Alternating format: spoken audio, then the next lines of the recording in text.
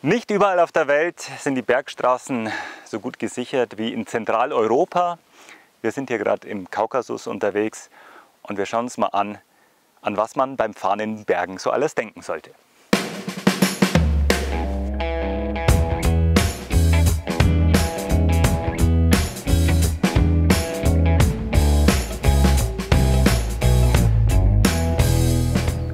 Bevor es in die Berge geht, am besten nochmal die Tanks gut füllen, weil im Gefälle oder in der Steigung kann es sein, dass der Sprit im Tank zusammenläuft, der Motor Luft zieht. Das ist ungünstig, deswegen vorher nochmal auffüllen. Aber ich glaube, hier kriegen wir heute nichts.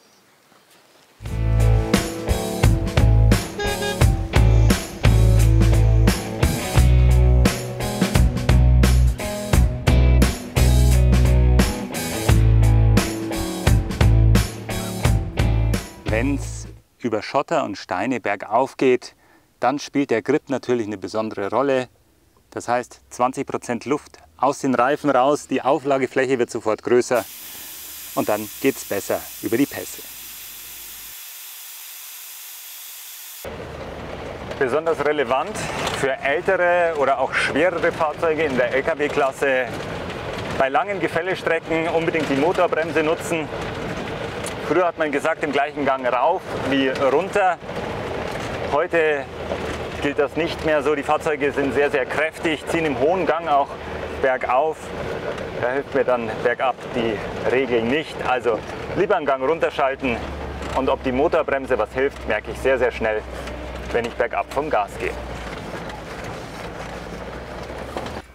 Ich denke, es ist auch ein wenig Geschmackssache. Ich persönlich fahre in den Bergen sehr gerne mit eingelegter Untersetzung. Dann ist das Getriebe feiner abgestimmt. Ich kann meine Geschwindigkeit bergauf wie bergab besser an die Verhältnisse anpassen.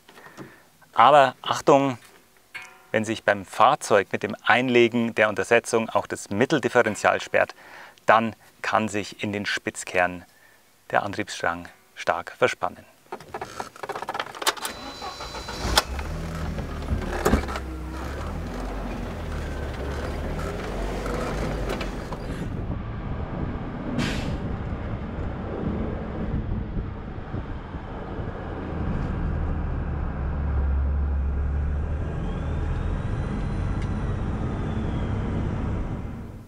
Die klassische Situation in den Bergen, die Haarnadelkurve, oft unübersichtlich und selbst auf abgelegenen Strecken muss man damit rechnen, dass einem mal ein LKW mit Anhänger selbst in ungünstigen Situationen entgegenkommt. Was kann man tun? Langsam fahren, im Zweifelsfall hupen, um sich bemerkbar zu machen, oder man fragt den Beifahrer oder die Beifahrerin, vielleicht hat die einen besseren Einblick in die Kurve.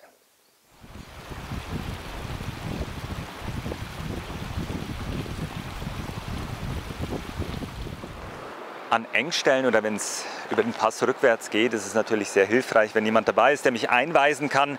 Dann sollte man allerdings sehr gut abgesprochen sein, weil manchmal geht es wirklich um Zentimeter. Und derjenige, der einweist, sollte auch auf sich selbst achten, weil wenn das Fahrzeug oben steht und ich selber liege dann unten, ist auch nichts gewonnen.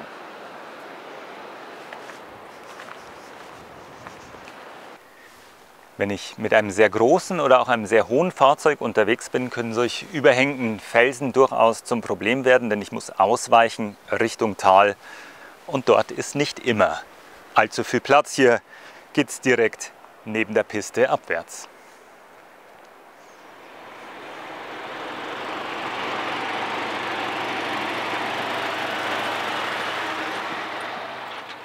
Bei Bauarbeiten mit schwerem Gerät muss ich auf jeden Fall warten, bis mich der Fahrer bemerkt hat. Hier ist jetzt gerade Mittagspause, da droht keine Gefahr. Aber wenn sich die Maschine bewegt, der Fahrer achtet vielleicht nicht auf den Verkehr. Also hupen, um sich bemerkbar zu machen.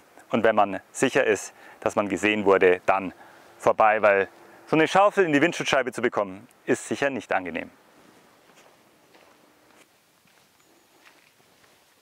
Dass in den Bergen mal kleinere und manchmal auch größere Brocken den Hang hinunterrollen und auch auf die Straße fallen, das ist relativ normal. Wenn ich vorbeifahre, muss ich mir noch nicht so viel Gedanken machen.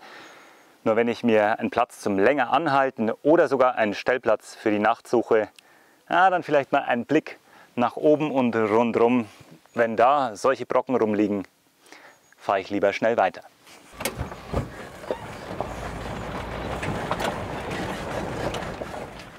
Ganz schnell gemacht.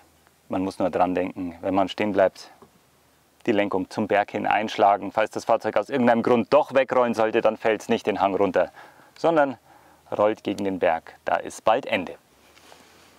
Wenn ich im steilen Gelände parke, am besten nicht nur Handbremse und Gang rein, sondern auch so ein Stein vor den Reifen kann nicht schaden. Dabei nur dran denken, dass man ihn am besten vorm Wegfahren wieder vom Reifen und vor allem von der Straße wegräumt.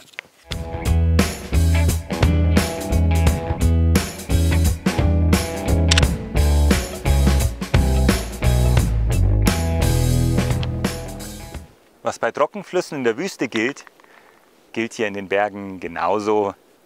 Innerhalb kürzester Zeit kann das Wetter umschlagen, dann kommt hier auf einmal eine ganze Menge Wasser runter. Wenn ich im Flussbett parke oder übernachte, dann kann es schon schwierig werden. Und was bei so breiten Flussläufen noch dazu kommt, der Lauf des Flusses ändert sich permanent. Am Morgen läuft er da drüben, am Abend kann er vielleicht schon hier laufen. Vielleicht stehe ich dann auf der falschen Seite. Deswegen parke ich lieber am höher gelegenen Flussbett.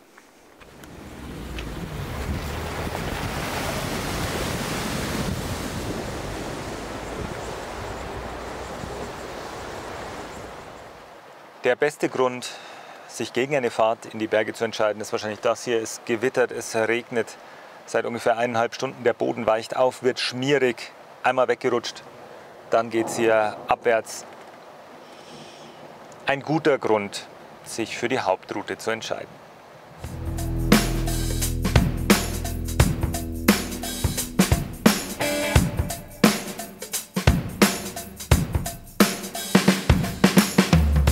Äste, die auf der Fahrbahn liegen, Flaschen auf einem stecken, manchmal auch Steinmännchen wie dieses hier, Autoreifen oder bunt angemalte Steine, können auf Gefahrenstellen hinweisen.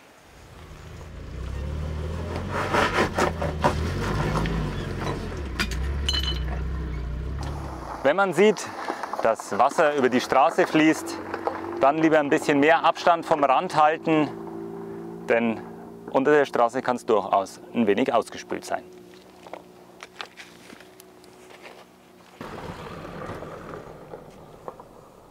Die Einheimischen sind meist wesentlich schneller unterwegs als wir, sowohl bergauf als auch bergab. Da schadet es auch nicht, mal rechts ranzufahren und die anderen Fahrzeuge passieren zu lassen.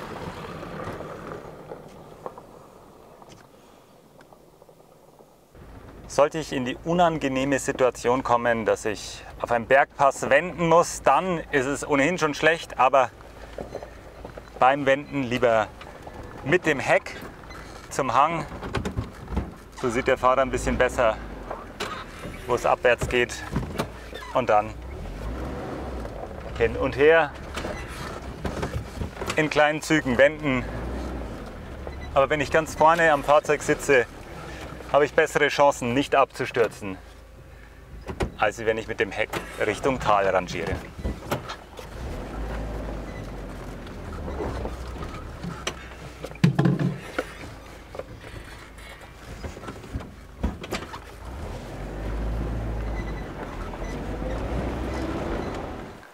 Mit einem großen Fahrzeug mitten auf dem Pass wenden zu müssen, weil es nicht weitergeht, das ist sehr unangenehm. Hier, naja, könnte man mit dem LKW vielleicht gerade noch durchkommen, aber noch besser ist es, ich erkundige mich zuvor, ob der Weg für ein Fahrzeug meiner Größe geeignet ist. Am besten entweder bei anderen Reisenden oder bei Einheimischen und am besten bei jemandem, der ein Fahrzeug gleicher Größe und gleichen Gewichts fährt. Spitzkern, Reifendruck, Ausspülungen, Überhänge, Steinschlag. Und dann am Ende habe ich das Wichtigste vergessen. Öfter mal anhalten, um den Ausblick zu genießen.